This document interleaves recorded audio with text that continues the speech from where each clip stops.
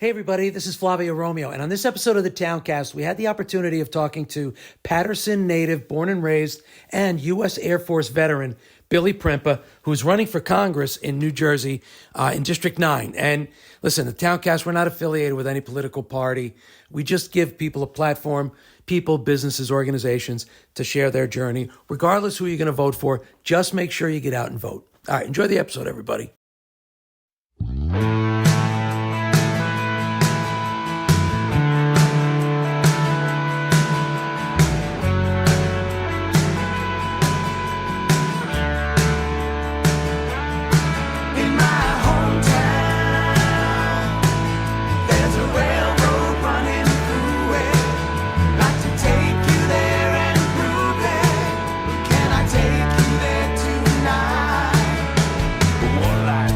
All right, everybody, here we are at Shortwaist Barn. First of all, give it up for Shortwaist Barn, host this event.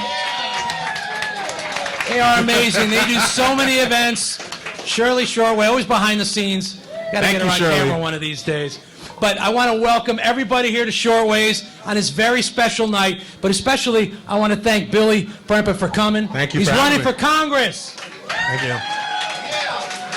Now, the first question I have is, why does a state have only 2 senators and 12 congressmen? You know, to be honest, I think if there were more senators, for now, let's just be thankful it is the way that it is before they change the Constitution, because I think we don't need any more Cory Bookers right now in New Jersey, because,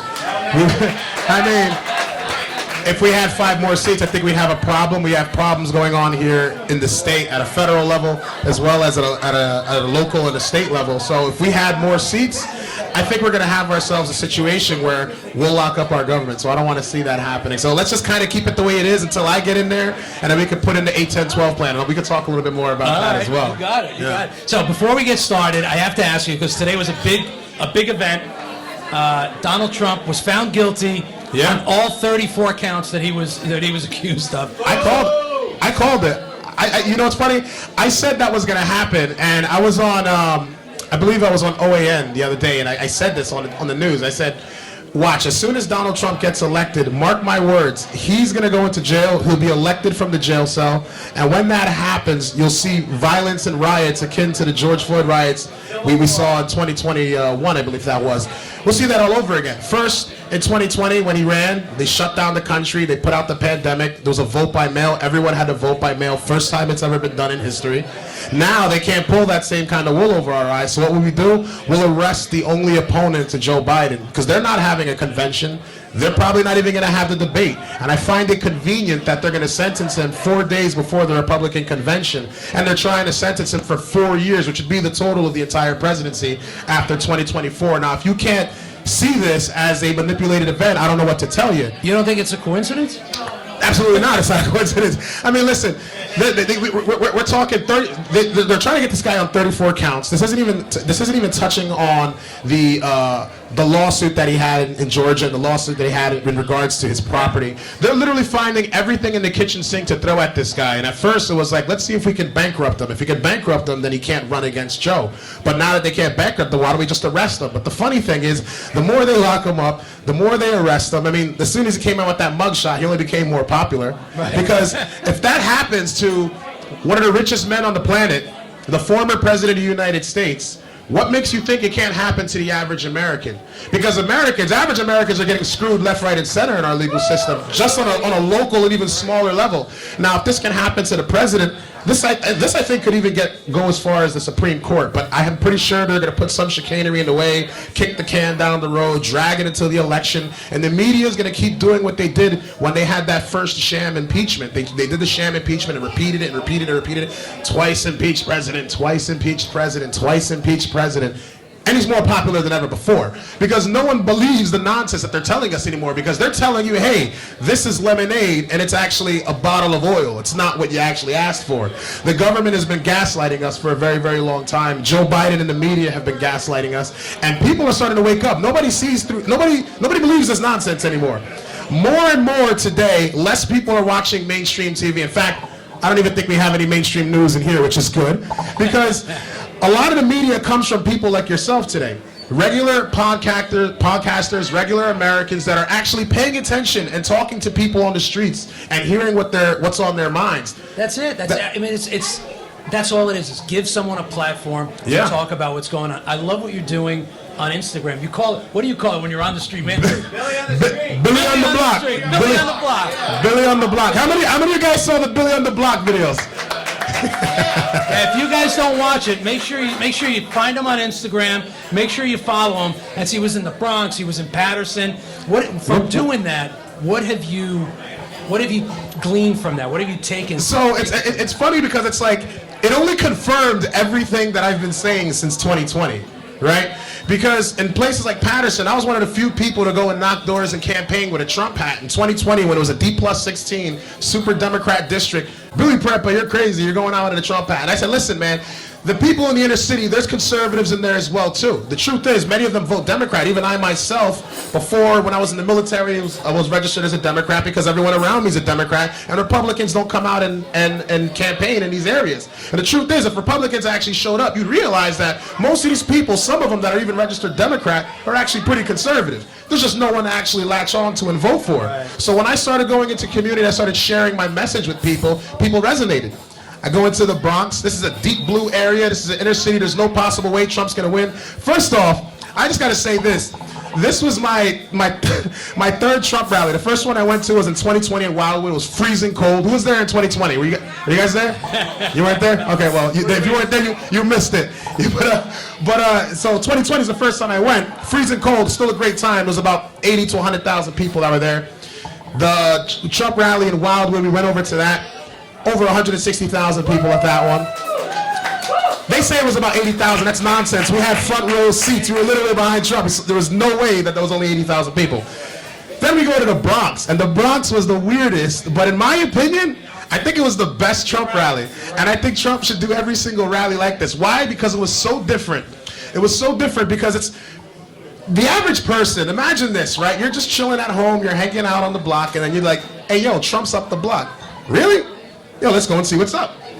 There were so many people that just walked into that rally just like, yo, Trump's here. Like, when does the president come to the Bronx? Right? So people went over there just out of pure curiosity. What does the president have to say for us? And he came and he shared his message. He talked about the crime that's going on in New York. He talked about the sham trial. He talked about securing the border. He talked about investing in inner cities like the Bronx, like Paterson, like Canton, Ohio, like Detroit, Michigan. Things that is on everyone's mind. While on the media, CNN and AOC are saying things like Trump's not welcome here, he's not going to come in, all this nonsense. But people from different walks of life, whether you're Hispanic, you're black, you're Chinese, you're Jewish.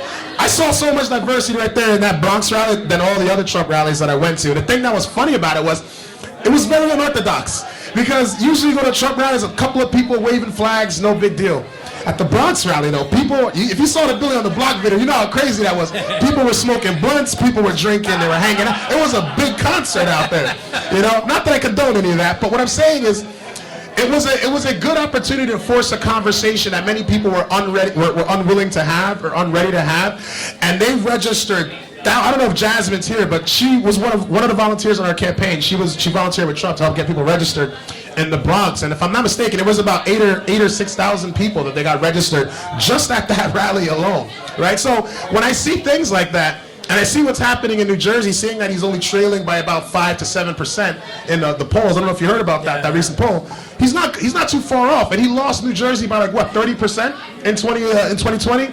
So for him to close a gap in such a short period of time just really shows you that what the media is telling you is not true, and it's not accurate with the reality, right? And I want to see more of this. I want to see more people coming out to vote. I want to see more people paying attention to the message that we've been preaching, because for a while we were looked at like we were crazy. People looked at Billy like he was crazy in 2020. You're not going to win, Billy. And then Billy decided to run in 2020 in the middle of a pandemic, got 32% of the vote, which sounds like a little bit, but we broke a record. We got 33,395 more additional registered Republicans to vote than any other Republican since 1983, right? This is coming from a guy who lives in the 4th Ward of Paterson, New Jersey, no political experience, just a regular American that wants to see his country do better. Then in 2022, looking at those numbers, I decided to run again. And on election day of 2022, I thought, because on the screen it said I lost by I got like 30% or something. About 2 or 3 days later, someone reached out to me. They said, Billy, do you know that you tied the vote in Bergen County? I'm like, what are you talking about? So I go on the Bergen County Board of Elections site. I look at the polls, and in Bergen County, the largest municipality, 25 of the 35 municipalities are in Bergen County. We won Bergen County with 49.80% of the vote. Wow. No one's ever come that close. No one's ever come that close. And then seeing that, overall, we ended from 32% in 2020 to 44% in 2022.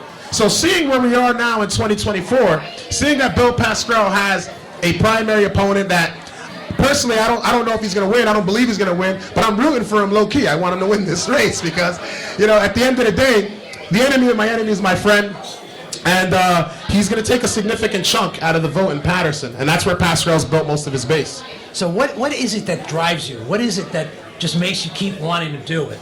If I don't do it, who's going to do it? That's number one. Number two, I'm 34 years old, and I've got stress like I'm 65.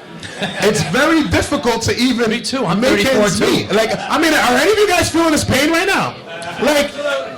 It's very difficult to make ends meet. So it's like if I sit here and I do nothing and I'm 34 years old, what happens when I'm 60 and I can't even retire? I can't even pay for a house. I can't even put my kids through college. If my kids decide to go to college, they're going to be homeschooled, they're going to learn, probably start a business, probably not get indoctrinated. But you catch my drift.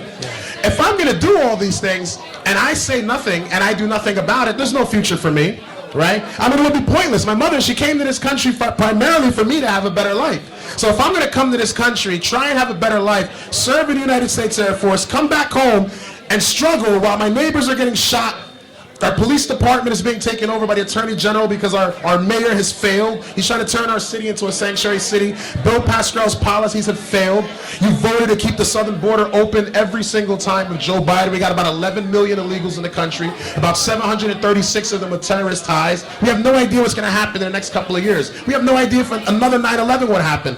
So if no one says anything, no one talks about anything, we'll have some weak, loser, spineless politician running this race, try and collect donations and be the guy, but never actually run and do what's right for the country. Now, where did your mom come from? My mom immigrated from Ghana, West Africa. Ghana. Well, Yeah. let's welcome Billy's Everyone, mom. big up to my mother. None of this would be possible without my mother. So I'm an immigrant as well. And I came here when I was 4 years old. My parents came here for the same reason, to give us a better life. It was difficult in Italy. They just, my dad was a tailor, and how much does a tailor make? So we came here for the same reason. I want to ask you about the immigration issues because that's a hot topic for me. Being an immigrant and having gone through the steps to become a citizen when I was 18, take the oath, say the Pledge of Allegiance, it was a source of pride for me. absolutely. So when I hear about this constant influx of illegal immigrants, and I can't even get started on the conversation. What are your thoughts? What can you do as a congressman? What can you do to help that? So there's a couple things. In 2021, so I went to the southern border in 2021. We went into Mexico for the same reasons why I joined the military. It's like, it's easy to criticize the government. It's easy to criticize what's going on, especially when you don't have a first-hand account, right? So I figured, I see this stuff on TV. I see, thousands of people hiding under bridges and stuff, but is it really that bad? And after all, the congressperson that's representing my district has voted to keep the border open and allow them to come in. So I got to see just how bad what we're about to witness is. So you went down there on your own accord. Correct. Thank you. We went down there on our own accord. Me and our team, we went down there with Veterans for Trump and a couple of other groups. And we went into Mexico. We saw what was going on. We saw people being bussed in from over the border into the United States. Because once the border agent sees these people, They bust in. So I don't know if a lot of people are aware of this, but when they see someone illegal that's approaching our southern border, they go and pick them up and bring them into the United States. Who does? The border guards, the border patrol. We do. We have to, well, because their arms are tied. They can't deport them. They can't arrest them. They can't get rid of them. They take them to a detainment facility. I have a video on my social media. You can watch the whole entire process of these guys coming out of the woodwork. We're talking like 200 people coming out of the woods. And border agents are marching them to a detainment center. We're inside there. They get haircuts. They get it washed. And then when it's all said and done, they give them a folder with some tickets to wherever they decide they want to go in the United States. I'd heard that. It's true. It's absolutely They true. can get on any airplane. It's not a conspiracy.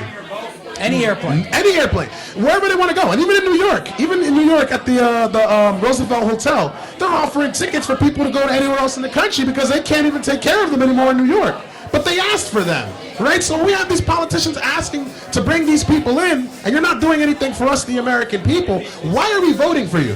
Why are we putting so much emphasis on people that don't give a damn about our country, number one? Because if they did, they would have came in here the right way like my family did. Yeah. You see? Now, I want people to understand something. What my mother did was incredible, right? She didn't just come here by herself. She, over the course of 12 years, brought 14 other relatives into the United States. Every single one of them came in legally. So you think I'm going to be happy about people just walking in because, oh, we're in poverty? Yeah, so is the rest of the world. So is America right now. It sounds mean, but I don't care if you're in poverty, because we have problems that we have to deal with here. And until we fix our problems here in the United States, we can't expect to fix the rest of the world. If we continue to have that same kind of rhetoric and that same kind of logic, it's only a matter of time before our country implodes. We're sending billions and billions and billions of dollars to fight a war that nobody signed up for. How many of you guys signed up for the Ukrainian war? Nobody. Just recently, $61 billion was sent overseas to go and finance this war that's never going to end. Do you know how much the United States Marine Corps' military budget was for 2024? $51 billion. So we essentially just gave Ukraine the entire budget of what the United States Marine Corps would need for 2024, and then some. And that's not including the existing $124 billion we've sent over the years as well too. This war isn't going to end. We've actually spent. I think we spent more money in this short period of time than we did in this time frame during the first couple of years of the war on terror. We're spending so much money on this war, nobody knows how this is going to end, right? But we have no idea who's in our own country. Our military is having the hardest time ever recruiting people. People are having a hard time meeting the standards. They're reducing the standards. The morale is low. Some of the best fighters our country has ever seen were let go after the pandemic, and they were forced to take the vaccine that many of them didn't want. Now they're struggling to get these people back. If something happens in the United States, I don't think we're prepared for that. So one of the things that I think should be done, and it's not a complicated thing, is one of the first policies when you asked about what I would do in immigration. It's a policy that I call the SAFE Plan. The SAFE Plan stands for Secure America Forever. And the plan is very basic. Number one, we reinstate the stay in Mexico policy.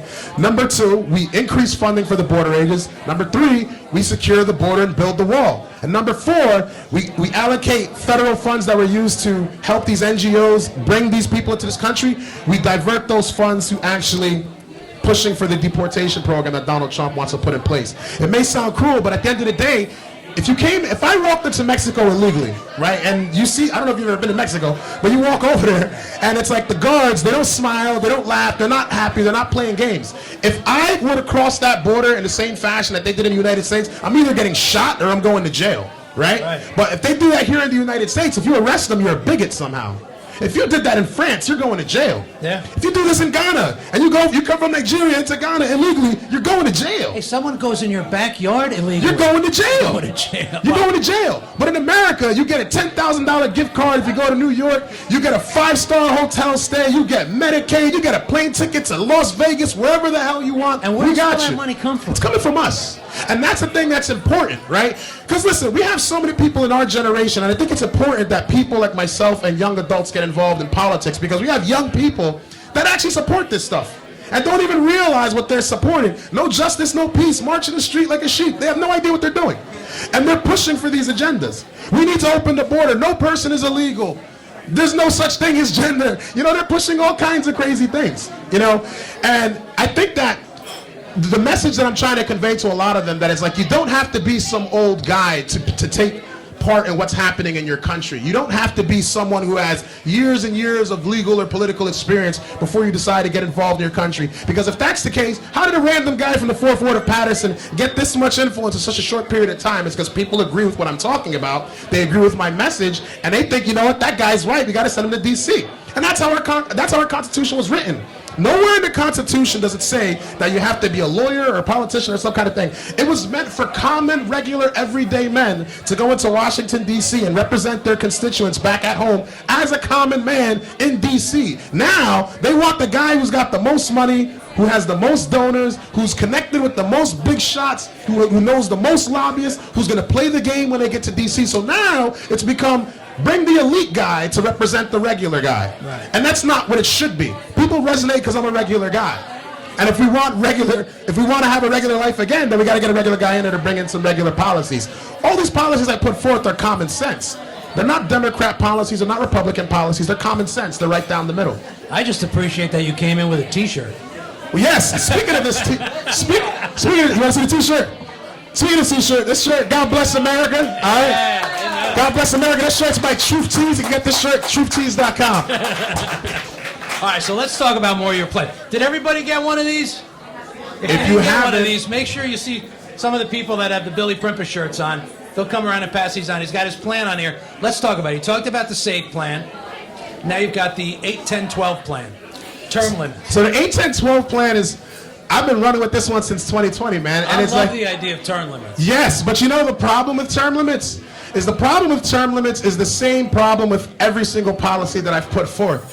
Every policy that I wrote, I start with the problem and what the opponent is going to say, and how am I going to counter what the opponent's going to say on top of that, right? Because what's the number one excuse you hear when they say we can't have term limits? What? Oh, I thought you knew. Well, the average thing that people say is, well, we can't, no one's going to vote themselves out of a job. That bill will be dead on arrival, right? Yeah. It's common sense. Like, who's going to vote themselves out of a job? Why would you do that, right? Well, the 8-10-12 plan works a little bit differently, right? Because the only other way to change term limits, if it's not an act of Congress, you're going to have to change the Constitution completely. That's going to require a supermajority in Congress to actually get that done. So instead of doing that, I present the 8-10-12 plan. It's simple. The term remains the same for the president. 8 years for the president, 10 years for Congress people, so that's 5 2-year terms maximum, and you're done. Senate, 12 years, two six-year terms. But that doesn't just apply to the politician. That also applies to their staffers as well. Because the problem is, for example, when President Trump went into the White House, what happened? A lot of the people from the previous administration tried to cut his knees every single opportunity that they did, to the point he had to clean up house, right? And you see him on television, oh, look, Trump is firing the whole staff. You think? They're undermining everything that's being done. So if an incumbent congressperson or an incumbent senator is trying to come in and they're trying to present new ideas, and there's someone from the previous administration trying to cut their legs off the entire time, the country stagnates. So they got to go too. So how do we get that passed? The way we get that passed is, when I get into Congress in session 120, when we present that, whoever signs off on that bill and is president this day, when that bill passes, you're grandfathered into it. Whoever's a part of this body, you're grandfathered. The only way for you to get out is to be voted out, as it stands. Right. However, every future congressperson that comes subsequent to this bill will be subject to the term limits. It's not difficult, because now you have to explain to the American people why you don't want something that 70% of the population actually agrees with. Whether you're Democrat, Republican, or even, God forbid, a socialist or something like that, everybody agrees we need to have some kind of term limits. So if you're going to say that we can't vote ourselves out, it doesn't even apply to you. It doesn't even hurt you. You have to explain to 350 million Americans right now why you don't want something like that to happen. Because another thing I've realized is, that in Washington, as much as I love legislation and I like presenting ideas, I also realize that the real power in Washington, D.C. is not in the legislation. The real power in Washington, D.C. is in this, in the microphone. And you know who I learned that from? Everyone hates this politician. AOC. There you go. You just ruined the joke. Thank you. You ruined the joke. I'm sorry. But AOC, right? I can't stand their policies. I don't think she's that bright in terms of political acumen. But she knows that when I get on that microphone and I get on the House floor, not only is that getting recorded on C-SPAN, not only is that in the Congressional record, but that's also on YouTube. The media is going to chop it up and put it all over the place. Social media is going to put it all over the place. And who's watching that? Young people. Yeah. And young people are going to resonate with that message. So when she came out, she started talking about the Green News scam. Right? You remember that? Nobody supported it, but she kept talking about it and talking about it, regardless of how stupid she sounds. Remember when she first came in? Yeah. Right? She was a joke. Then Bernie Sanders ran for president. And what was he talking about? Healthcare for all and Green New Deal. right? He failed. But he made it more popular. It's Bernie mania. Feel the burn. Constantly. Now, that guy is the ambassador for the idea that she started. He fails. Joe Biden runs for office. He becomes president. He signs off on a Build Back Better plan, which is just $1 billion going to scams and nonsense. And inside that Build Back Better plan has a lot of elements of the Green New Deal. We already have that now. I mean, even in New Jersey, they're trying to push for wind farms across our state. Nobody asked for this, regardless of what it does to our environment. It's going to mess our environment up, but it's green and it's somehow going to help us. Well, it's screwing up the ocean. You think? It's ruining the entire country. And there's no way to deal with it once it's all recycled. But because you had someone like AOC, a young woman that understood how to get the message out, she got everyone. She got Americans to talk about it. Because when Americans start talking about it, they're going to vote in a certain way. If you guys remember, there was a joke Pascal made a while back where he was asking to become the 5th member of the squad. You remember that? Her message, Rashida Tlaib and all those other lunatics, their message was so powerful and it resonated with the Democratic base so much that the Democratic Party is no longer the Democratic Party. They're far, far, far left progressive. They're not even considered a Democrat. If you were to look back in 1995, their policies are completely different.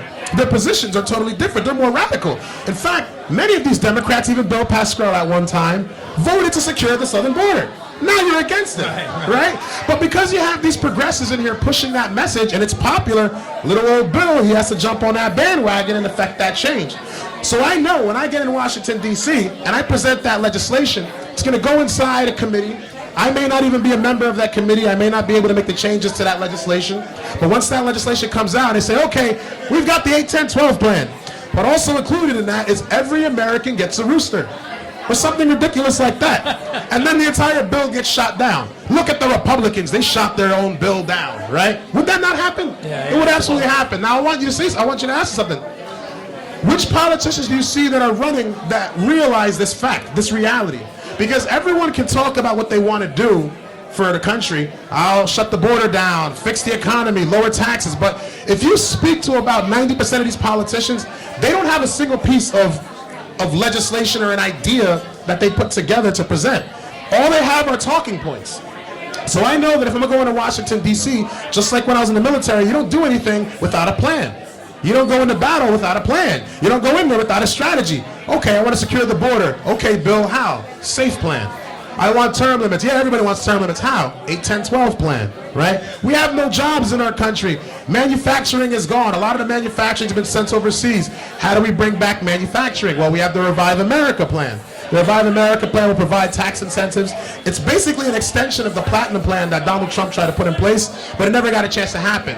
It would allow for tax write-offs and tax incentives for businesses that choose to invest in inner cities and opportunity zones across the country. Not only will this help our inner cities, but it will create a manufacturing boom that we haven't seen in a very long time. But we also have to prepare the next generation of workers for these jobs, right? Which brings me to the next policy, the Freedom of Education plan. So you need people to fill these manufacturing roles, to fill these construction roles, to fill these trade jobs. I think it's no secret to anybody, and I'm pretty sure there's a lot of union workers in here, that there's a shortage of people working in the trades. When I was a kid, we had metal shop, we had auto shop. I'm pretty sure some of you guys probably went through these programs. We don't have these anymore.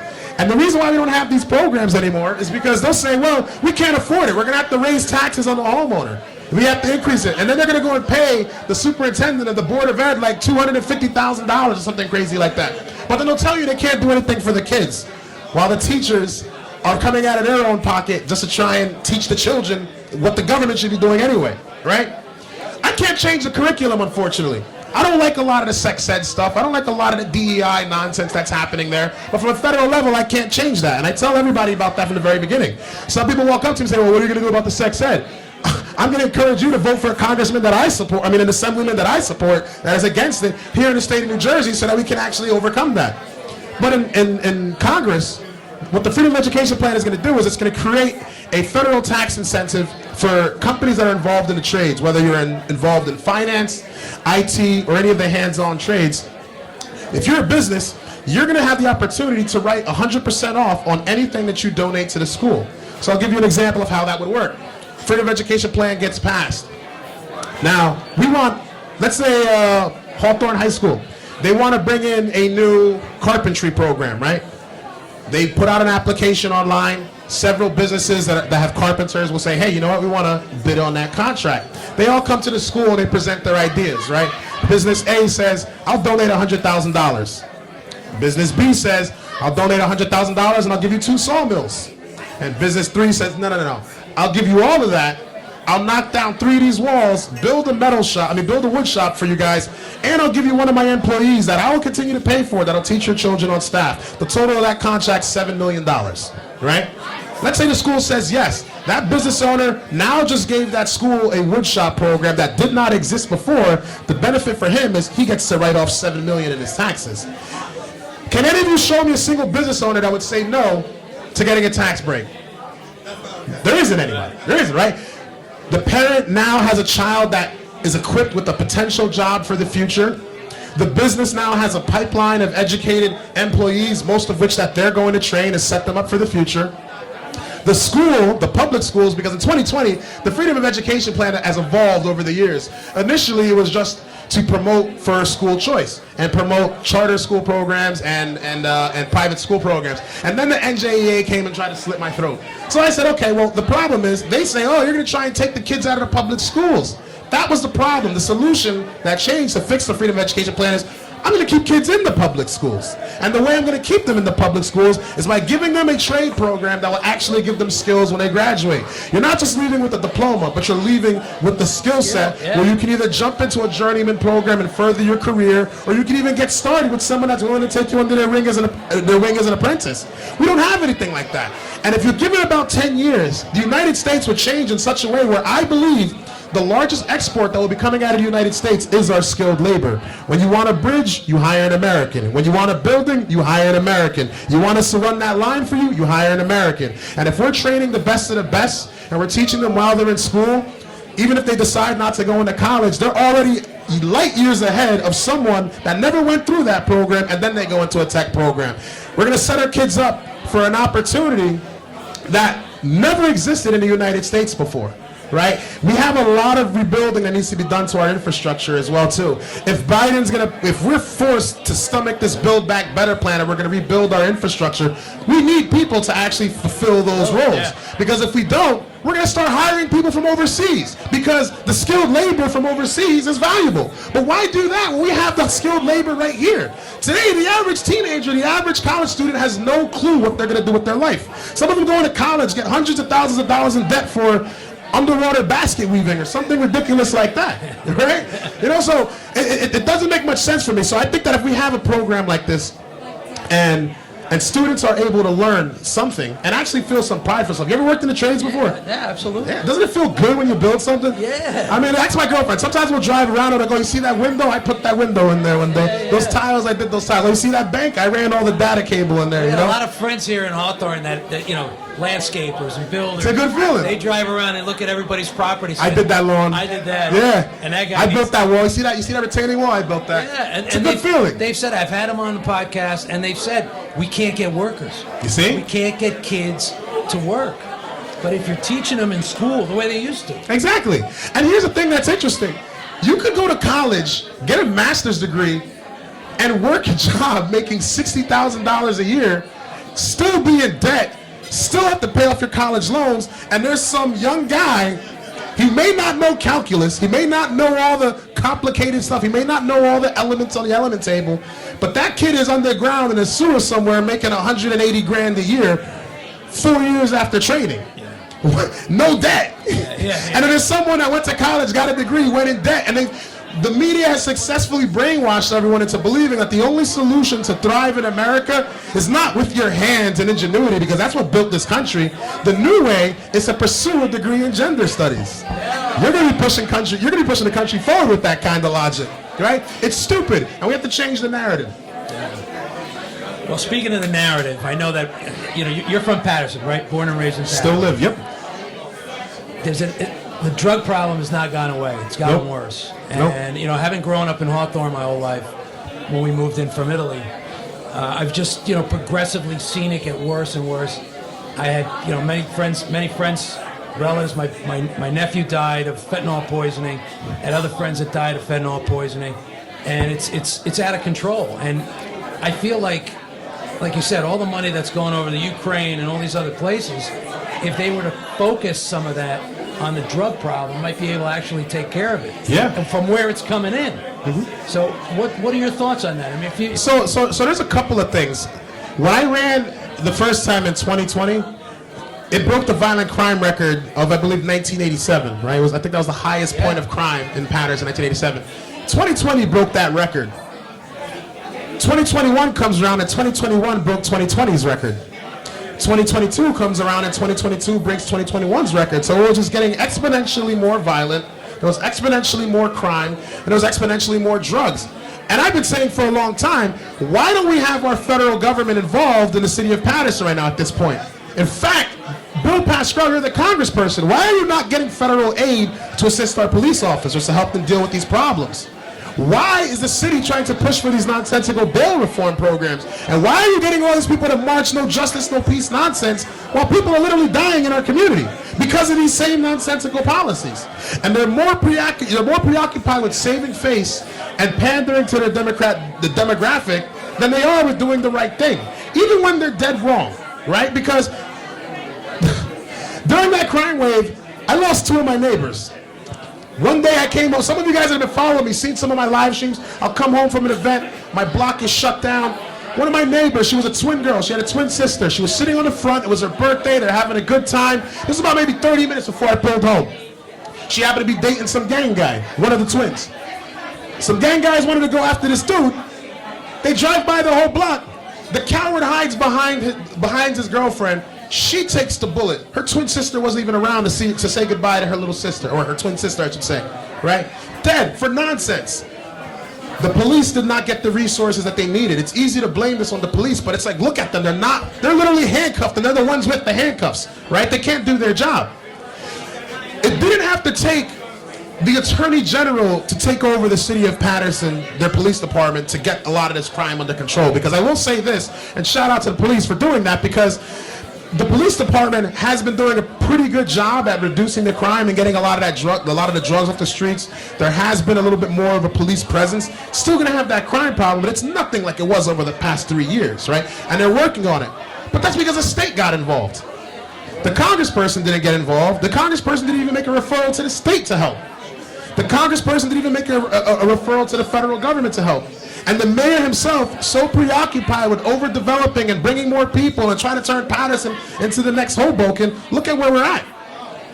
In January, on Channel 11, he came out, and this was shortly after the bus of migrants came in Secaucus. You heard about that? So for those of you guys that don't know, they're dumping off illegals in our district, right? In December, they dumped off some buses from Texas right here in Secaucus at the Lautenberg station, and they were preventing anybody from getting close or recording or knowing what the heck was going on. And the reason they were doing this was because Eric Adams didn't want any more of these illegals coming into New York. Right. Well, look at that, right? Maybe $10,000 every one of them is not a good idea. So they thought that they could come into New Jersey and then circumvent it and come that way. And there were plans to try and distribute them across several hotels in the southern corridor of Bergen County. Lyndhurst, Carlstadt, Rutherford, East Rutherford, trying to dump them off in these areas. Within that same time, Bill Pascal voted against the Laken-Riley Act.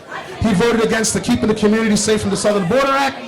He voted against the Southern Border Act of 2023. All 3 of these bills would have deported criminal illegals, and it would have also secured our southern border. But because he's so preoccupied with that rhetoric that AOC and the squad and the progressive and all these people have put out, you see what I'm talking about now, about why that's popular? Because if someone can convey a message that's compelling, even if it's a message that's compelling to a fool, because a lot of these policies are foolish policies, if they can convey that message in a compelling way in DC, people will follow that rhetoric, even against their own judgment. And that's where we are today. So, if we secure our southern border, we don't have this problem. When I came back from Mexico in 2021, the first thing I did was I went to the city hall, right? And some of you guys probably seen that video. I go to the Paterson City Hall and I said, guys, I'm giving you guys a warning right now. It's only a matter of time before they start dumping illegals here. And I started explaining the things that I saw, the human trafficking. 2/3 of every woman are sexually trafficked out there. Little girls, little boys are seeing their panties and their clothes alongside the southern border. Traumatizing stuff, right? But that's the reality of what's going on. If you want to talk about compassion, it's not compassionate to put them in that kind of situation. The mayor, you fast forward to a couple weeks after these migrants were dropped off in this past December, he gets on national television. I mean, not national television, gets on channel 11, and he says that, we welcome the migrants because the Edison mayor said that we don't want them coming here. Paterson mayor said, we welcome them. This is a city made by migrants. We welcome them. My family's migrants. We have a diverse community. In fact, we're happy to call our city a sanctuary city, and we welcome them here. So you want to bring illegals to our city. Our city's overburdened. Our city is flooding. Our public resources can't cope with the crime, can't cope with the chaos that's happening there. And you want to open a safety blanket for all these people. And we have a crazy homeless crisis in the city of Paterson, and you're doing nothing to even help the homeless people. And now there's illegals in Paterson begging and selling mangoes on the corner. Where are they going to go? Who's paying for this? Who's paying for this? Bill Pascrell has nothing to say about this. What exactly are they going to offer you? There's nothing that they're going to offer you when they're doing these kinds of things. And seeing the mayor do this, seeing Bill Pascrell work in tandem with this, and Joe Biden turn a blind eye. In fact, when Texas tried to secure the southern border, you send these forklifts to lift up the barbed wire and let them in. It's nonsense to me, because it shows that the people that we've elected hate us. They don't love this country. They can put their hand on the flag and they can salute the flag and do all these things, but they're actually advocating for the destruction of our nation. It's only a matter of time before there is no America left. And if no one's going to call these things out and no one's going to say these kinds of things, say goodbye to America. So I could talk as much as I want to talk. I can be as fiery and as ferocious as I want to be. But if none of you guys come out and vote and you just talk rhetoric like, oh, it's going to be a red wave, because that's what happened in 2022. In 2022, even though we got that close turnout, only 40% of voters actually showed up in New Jersey. 40%. 40%. And we tied up in Bergen County. Imagine if everybody came out. Billy Prempeh would be your congressman right now. This nonsense would have never happened in Sea Caucus. These illegals would not have been coming here. The crime would not be where it is right now. We would have not given Ukraine another $61 billion, or at the very least, I would have voted against it. In fact, speaking of money going to Ukraine, I want to talk about the last policy that I've got on here. And there's several more on the website, but we don't have enough space on the card. And I encourage everybody to go to billyprempeh.com to read more about the policies. But the last one is called the Vote for Peace Plan. And this was a policy that came to mind after that first $100-something billion plan they sent over, package they sent over to Ukraine. Because I was thinking about it, I was like, yo, my kids are going to pay for that. My grandkids are probably going to pay for that. I'm going to pay for that right now. Why am this is going to sound terrible. I don't care about Ukraine. I don't care. I don't care about any of these countries that are in conflict right now, to be honest. Because I only care about America. I am running to represent the United States of America. I'm running to be Congressman of the United States. Not a representative of Ukraine, not a representative of Iran, or Pakistan, or Israel, or Palestine, or any of these. No. I'm here for America. So I don't appreciate my money without my consent, without my support, being sent overseas. Well, yes, the congressperson that you elected voted on your behalf to do that. But I don't want to go to war. If we all die, it's because some elitist bureaucrat wanted us to go out there and go to war. So I think if my tax dollars are going to be spent on war, and it's going to be spent on conflict, and it's only Congress that can write a declaration of war, I think there should be one more step before Congress has a declaration of war. I think that there needs to be a national referendum vote before anything happens. If Ukraine says, hey, we need $70 billion, I don't want Congress to just vote and say, hey, here's the bill. I want Americans to vote on that. It would be nice if we had I want Americans to vote on that, because because you know what I will say on the House floor, because I already anticipate this. A bill like that probably won't pass, right? A bill like that probably won't pass, but I will share that with the American public. And when that bill gets shot down, I will say on the microphone, and they're probably going to censor me. They're probably going to do all kinds of stuff to shut me down, even though they won't get rid of Adam Schiff, but it is what it is. But I'll get up there, and I'll say, if we're going to spend billions of our tax dollars that hardworking Americans worked for to send it overseas to finance bloodshed at our expense, and you guys are going to continue to push it through even though the American people don't want it, and this bill would actually give them a choice, then I call on every single American across the United States to stop paying your taxes right now. Because what are you paying your taxes for? Right? What are you paying your taxes for? The government's job is to not only uphold your rights, the government's job is also their job to keep the country and keep the nation safe. It is their job to maintain national security. And if we're going to continue to poke the bee's nests around the world while our military numbers are dwindling, we've got weaklings that can't even make it into the military because of all the nonsense you're seeing on television and all this anti-American propaganda where we don't even have the ability to fight. And you want to poke that bee's nest with my money? You won't even finance our military, but you want to give it to Ukraine? I don't care if they drop a Hiroshima bomb on Ukraine, okay? I care about America. I'm running for this country. And I think every American should have that same kind of fire. Because we're not an unlimited bank account. America runs on a fractional reserve banking system. Every single time a dollar is printed, it must be paid back with interest. And that interest can only come from the Federal Reserve Bank. So the more money you print, the more indebted you will become. So that $164 billion damn near that's sent over to Ukraine, we have to pay that back with interest. And that money comes from the federal government.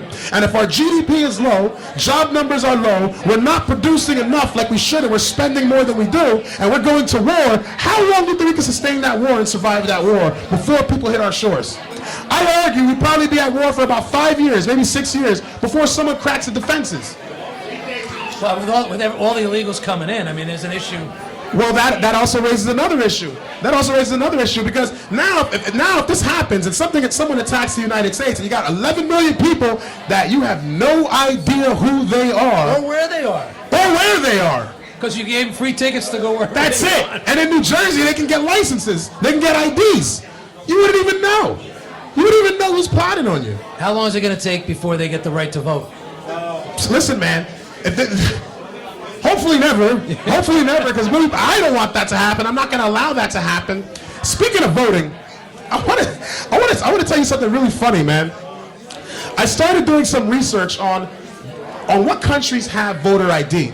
And by and large, almost every major country outside of the Western world has a voter ID. Even in England, to some degree, they have a voter ID. In my parents' home country in Ghana, in order for you to vote, you need a voter ID. This goes for the people in the city, the people in the suburbs, the people on the farm and the villages. They all got voter ID. If you don't have a voter ID, and let's say you wanted to vote. Okay, Flavio wants to vote. Flavio, you need to go to a judge with 2 Ghanaian citizens. And they need to swear and sign an affidavit that you are indeed a Ghanaian and you can vote. If we find out any of the 3 of you are lying, all 3 of you will go to prison. Really? Yes. When I started looking this up, I'm like, Ghana has stricter voter ID laws than we do in the United States. So, and that's just one example. That's just one example. There's literally thousands of examples of countries that are using the same exact format, but in America, they'll tell you voter ID is racist because black people can't get it. Stupid. Because at the end of the day, when the pandemic happened, everybody got their ID in the mail, did they not? Right. It's a matter of filling out a form and getting your ID in the mail, right? If it's going to be that simple, why not? And if we could spend billions of dollars on Ukraine, I don't understand why we can't spend billions of dollars to give everybody a voter ID. It's like, what, $25 a pop? I did the math, and for the state of New Jersey, it would cost about $25 billion to do something like that. A lot of money, but it's a one-time investment. It's done and there. You lose it, then you pay it, and you got to get it replaced. Fine, right? But our government can actually do that. I'll take it a step further. Because this is a plan that I call the blockchain ballot plan, and it encompasses several different ways that we can secure our elections, right? You familiar with blockchain technology? No. Okay, so simplest way to think of blockchain is Bitcoin and a lot of these cryptocurrencies use that same type of technology. It's a public ledger that everyone has access to, right? Everyone can see when something was taken in and when something was taken out. Use this concept with voting now. If you voted at 8 o'clock, it'll show at that time. If I vote at 9 o'clock, it'll show at that time. Anything prior to that block cannot be changed. It's locked in the blockchain. Gotcha. And everyone can see it. Now, we're not going to be able to see, hey, Flavio, your full name voted. It'll be your encrypted voter ID. It'll be a 25-digit hash that's associated to your number. It'll be embedded into your voter ID. Or that number will be embedded into your vote-by-mail ballot. You see what I did there? Yeah. Because I don't like vote by mail, but I know if I go to D.C., they're going to say, well, you can't get rid of vote by mail. You're a bigot. What about the black people? Or some nonsense. They'll make up some nonsense for why you can't do it, right? So why don't we put our encryption code on these ballots? You file your taxes electronically? Yeah. What do they give you before you file your taxes? They mail it to you. My accountant's number. That's it. Well, your accountant's number. Well, that's even easier. So they mail you a PIN. They mail you a 4-digit PIN before you file your taxes, right? So if I'm going to file my taxes, you're going to mail me a PIN. What about this? We mail you a vote-by-mail ballot. It's encrypted. You can't send this in without the secondary pin that comes in the mail. Right. Only you have that pin. So someone could come to your mailbox, steal your ballot, and do the fugazi, right? But they can't submit it without the pin, right? If you want to do, listen, it's in the mail. What's the excuse? What's an extra 10 cents in ink? Right. There's no reason why we can't do it. Second option, vote by video, right? Now, I'm not in favor of like biometrics and biometric databases or anything like that, but the truth is, if you have a driver's license, if you have an ID, if you have Facebook, they already know who you are. They already have your identity. Everyone in here has one of these cell phones. Everyone in here, when they try and go to their bank account, most of them use their fingerprint, they use a facial scan, or they use the retina scan, right? So that technology exists. It's existed for about 10 years now, and it's pretty damn sophisticated to the point that these cheap Obama phones have that technology, right? If I wanted to take your phone and vote for Joe Biden under Flavio, it won't let me. Why? Because I'm not you, right? But if I wanted to vote under my name on your phone, it would go through. Why? They already know who I am. And that's clearly Billy that's doing this vote. Even though it's on Flavio's phone, that's clearly Billy, right? Homeless people could vote with this. Anybody can vote with this. And you're in a database already. The DMV already has these numbers, these pictures. You already have your facial recognition. We already have this kind of technology. It's only an extra step to just make it a system where everyone can already access it. So I just gave you 3 different ways we can secure our elections. Whether it's just voting by the machine and a voter ID with an encrypted card, or still voter ID, vote by mail, it's encrypted with the ID, or we do none of that, no one gets an ID, everyone votes by phone, it's encrypted on the blockchain, it's locked by your biometrics. No politician is talking about this. And this technology exists. But you see something? This is why it's important, why we need to get rid of 87-year-old Congress people like Bill Pascrell and bring young people that are a part of this generation, that understand the technology of this generation and understand the direction our country's going in, so we can provide solutions. Because he's providing solutions from 1945. I'm providing solutions from 2032. And I'm not even there yet, right? That's the difference, and that's why young people got to get involved in politics. I just gave you 5 baseline policies, and there's much more on the website. But as you can see, did any of these policies come off as Republican policies? No. Any of them come off as Democrat policies? No. These are America First policies. You want to secure our elections? Common sense. In 2016, they said Donald Trump stole the election. 2020, they said they stole the election. So both sides agree that there's a problem with our election system, right? Freedom of education plan. We want trade programs. We don't have the money to pay for it. Here's how we pay for it. Tax incentive for the businesses. We want to bring back manufacturing. How do we do it? Offer tax incentives to invest in the opportunity zones where there used to be the manufacturing zones and bring that back. Give an incentive to the business owner to bring that opportunity back to our country. We need term limits in Congress. We can't have these people in here for 87 years, well, 87 years old, 40 plus years. And fun fact, just a little sidebar, Congressman Napolitano in California, she announced that she's going to retire at the end of the year. She's currently the oldest congresswoman in D.C. 89? She's 89. So when she retires, Bill Pascrell will be 88. If for whatever reason I lose, I want everyone to know that you will have the oldest politician in Congress will be the representative for District 9 if I don't defeat this man. And I believe we will. I believe we will. But I want you guys to keep in mind what's at stake. Why don't they just have age limits? I think age limits are a good idea, but the reason why I don't agree with age limits is because I've met some 80, 90-year-old people that are sharp as a tack, that know what's going on. And if you're with it, I'd agree with cognitive tests. I think that there should be a cognitive test if you want to represent a large number. You're representing what, about 350,000 people in a district? It's a lot of people. You better know what the hell's going on if you're going to go and write some legislation on their behalf. I don't think age has to do with it. I mean, I think if you're in a wheelchair and you're 91, but you have the ability to do it, you can do it. Pascal doesn't even write his own speeches. He doesn't write his own tweets. He reads a speech everywhere he goes. You look at a lot of his old speeches, you'll see him going right off the cuff, just like how Billy's doing now when he was a young spring chicken. Not anymore. He can't do that. Someone's handing him an agenda, and he doesn't talk the way that he talked prior to 2016. He talks in a completely different way. He's trying to stay relevant, and he's trying to capitalize on what many of the young and uninformed young Americans are supporting. And what I'm trying to promote is, young Americans, it's cool to be pro-America. In fact, if you're cool and you're pro-America, you're going to take part in the resurrection of our nation, because the direction that we're going in right now, burn down the streets, do all this nonsense, that helps no one. On the Billy on the Block episode, remember that satanic anarchist guy that I interviewed?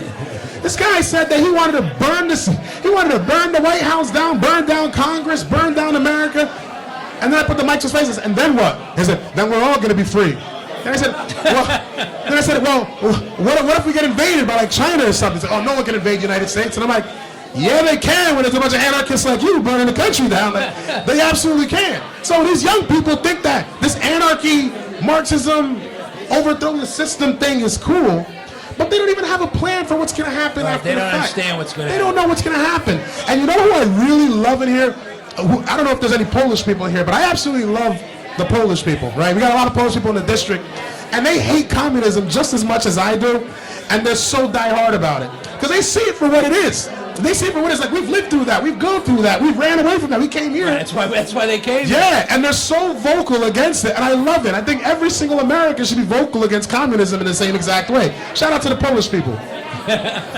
Well, listen, before we're going to open it up for Q&A in a little while, so get your questions ready, I wanted to talk about something else, another issue. I had someone on the podcast who, she published a book. She was a victim of human trafficking. Domestic violence, human trafficking. She's a big advocate in the state of New Jersey and across the country. And I feel like it's a $150 billion industry just in the U.S.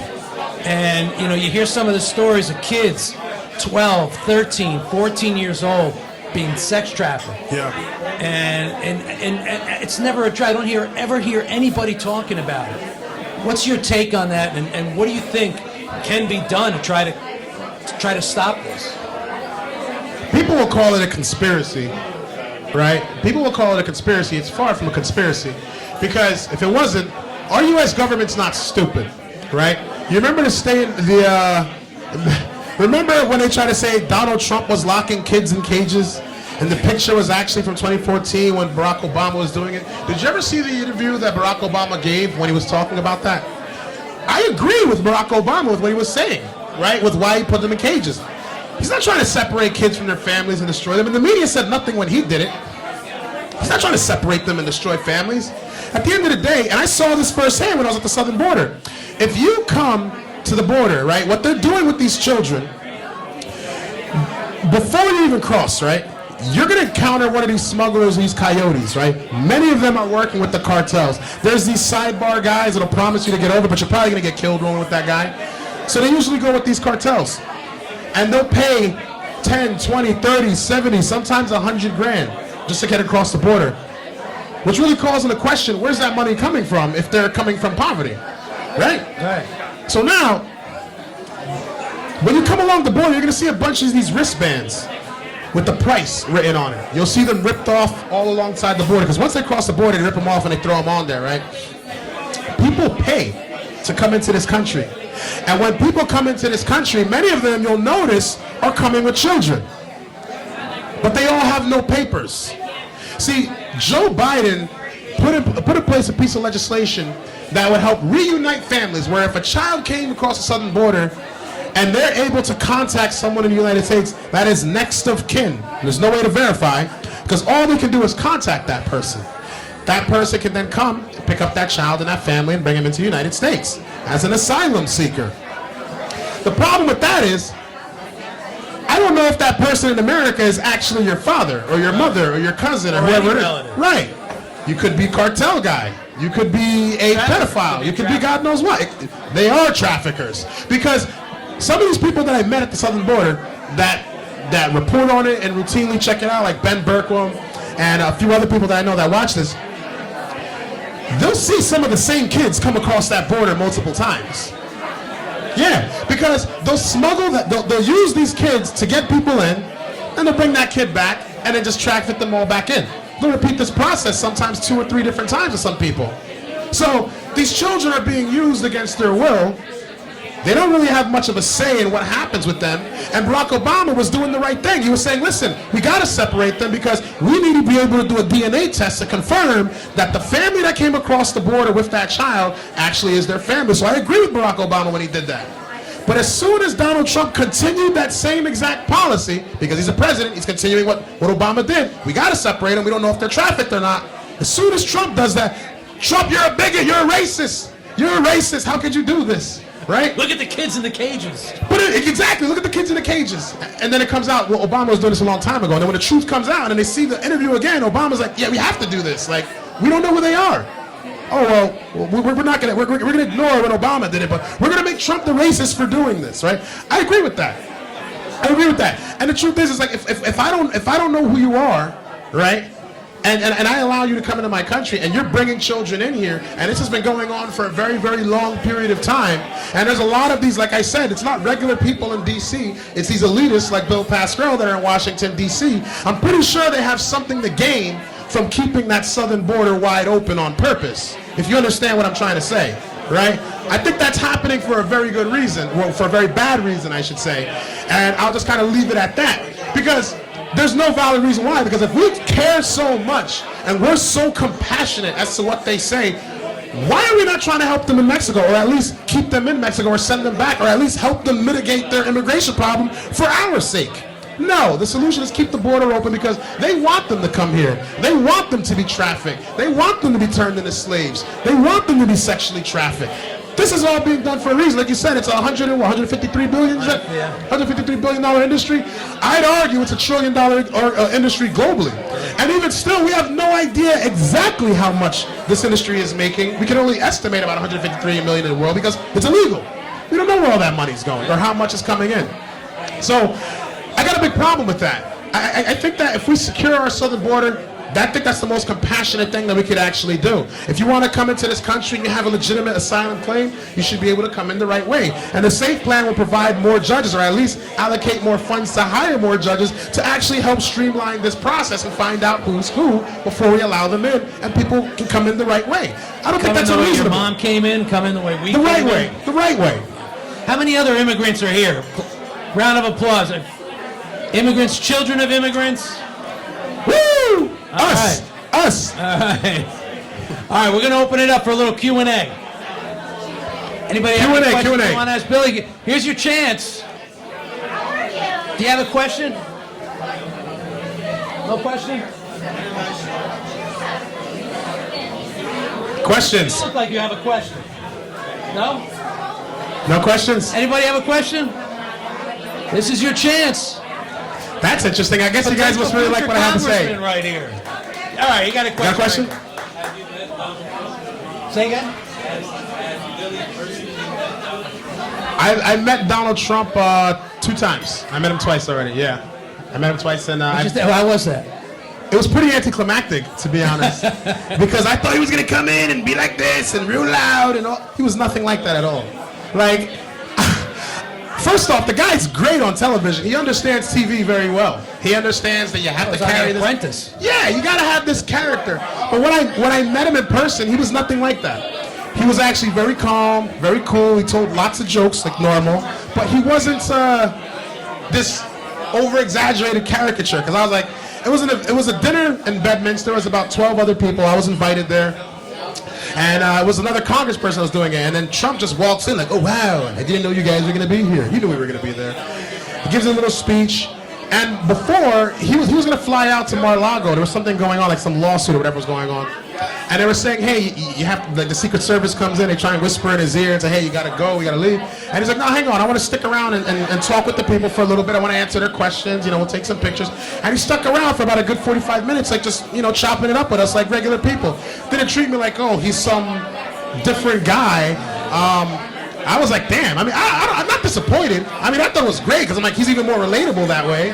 But I was expecting like a WWF type guy, like that whole kind of thing. But it was a good experience. It was cool. The second time I met him was at a fundraiser that I spoke at in Bedminster. Nice. All right, any other questions? John, you look like you have a question. No? You sure no questions? Anybody in the back? I got a question here. Come on. Should Republicans go in areas that they don't go to? In other words, they're out of the comfort zone or different areas. Be out there in certain areas. So the question that he asked is, should Republicans go into essentially uncharted areas that Republicans traditionally don't go into? The answer is yes. Look at what Billy Prempeh did. I'm a nobody. I went into an area, well, I was a nobody, went into an area that I live in Paterson where no Republican goes into and shared a message that I felt was important and many people resonated with it, and we shifted the district. It was a D plus 16 in 2020. In 2022, it shifted to a D plus 10. We worked so hard that by election day, it ended at a D plus 7.5. That's crazy. But that's because we're just talking to people, and many people are just sitting home dormant, and many people just don't vote at all in a lot of these inner city areas because they're like, screw that. I don't like Democrats, I don't like Republicans. In my opinion, they feel that no one cares. Right. It's like, and you're showing up, and you're knocking on doors, and you're shaking hands, and you're asking people, what do you want to see change? And you're showing some sympathy, some compassion, some interest. Not just sympathy, bro. I live here too. It sucks. Let's fix it. That's literally right. That's my message. It sucks here. We need to fix our district. We need to fix our country, man. You like your neighbors getting shot, bro? 2 of them got killed just this year on my block. We got to do something, right? And people are like, you know what, Billy, you're damn right. Let's go and do it. I would encourage Republicans, go out there and go to these areas where you think you're not going to have a good conversation. You probably are. I'll give you an example. I was out in Oakland at the beginning of the year. We're knocking doors. And I had a conversation with this kid who, now, I'm not a stereotyping kind of guy, but how you can look at somebody and you know for a fact they're voting for Biden? You know what I'm saying? How do you do that? So what does that look like? So I go to the house.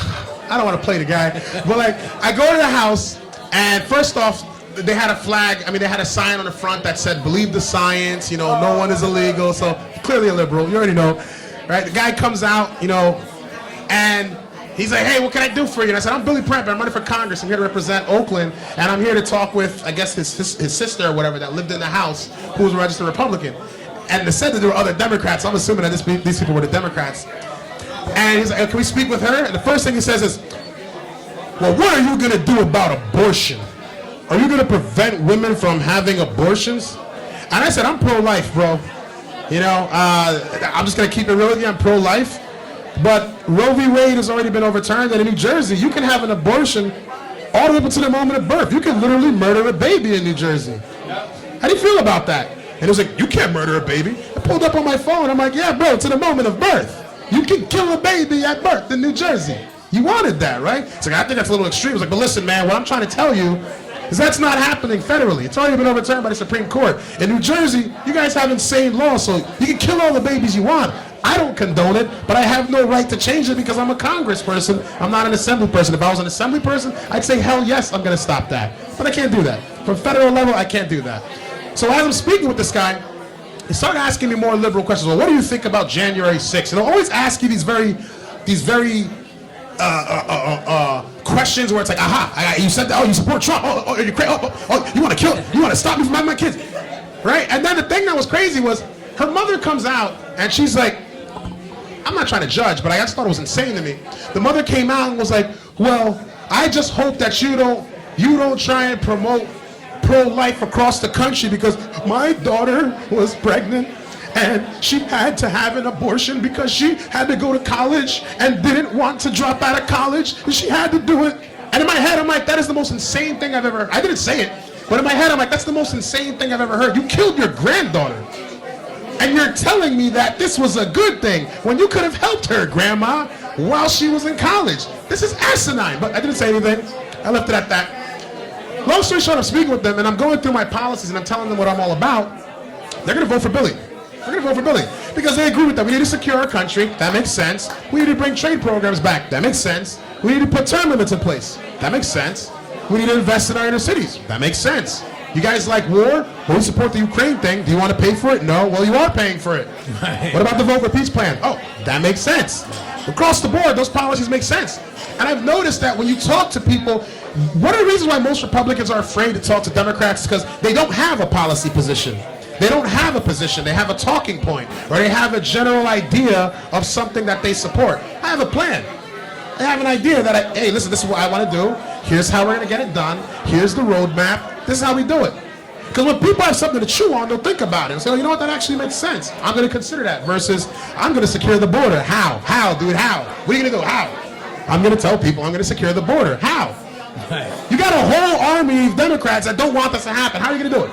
Right? They don't have a plan, right? But when you tell someone on the opposite side your plan, You can tell it in detail where it makes sense, and it genuinely helps the American population. It doesn't just cater to a certain demographic or a certain country or a certain group of voters. People are going to resonate with that, right? I don't run as, oh, I'm a black guy running for Congress as a Republican. No, I'm running as an American. I'm running as a first-generation American. I'm an American. My policies unite. I don't run and say, oh, I'm supporting and I'm running for the black people, or I'm running for the white people, or I'm running for Americans, bro. If you have a passport and you're an American, and on your birth certificate you were born here in America, I'm talking about you, bro. That's who I'm representing. Yeah. So yeah. What do you think of that? Thank you. All right, give it up one more time for Billy Prempeh. June 4th, right? June 4th is the primary. So guys, I want to leave you guys. So guys, you guys ready for some homework? I'm not going to give you homework. I'm going to give you guys an action plan. How about that? You guys ready for an action plan? Yeah. Okay. I need your help. I want you guys all to understand something. I need your help. Because if you can sit here and you can listen to my message, you can listen to my story, you can listen to my politics and my policy and say, I like what that kid stands for. He's got a good idea, right? You go, Billy. Hang on. I haven't landed the plane yet. If you can say, you go, Billy, I like those policies, right? It's like, that's cool, but that doesn't get me elected, right? It's cool that you support me, but that doesn't get me elected. I need one of two things from you. More preferably the second, right? Because as much as I hate politics, as much as I hate asking for money, it's what's necessary in politics to win, right? I'm going up against a multi-millionaire incumbent who's been here for 27 years straight. Right? He's got a war chest. Now, mind you, the first run in 2020, we only did 20,000. We only raised about 27,000, and we were able to accomplish those results. In 2021, we raised 250,000. Almost all of that was spent in marketing. 2022, 60 grand. We broke the record again. It didn't require a lot of money. The reason why we were able to do this, I want you to understand, is you can donate, and that's fantastic, and that's great, and I need that. But what I need more than that is I need your blood equity. Correction, your sweat equity. Wrong word. Your sweat equity.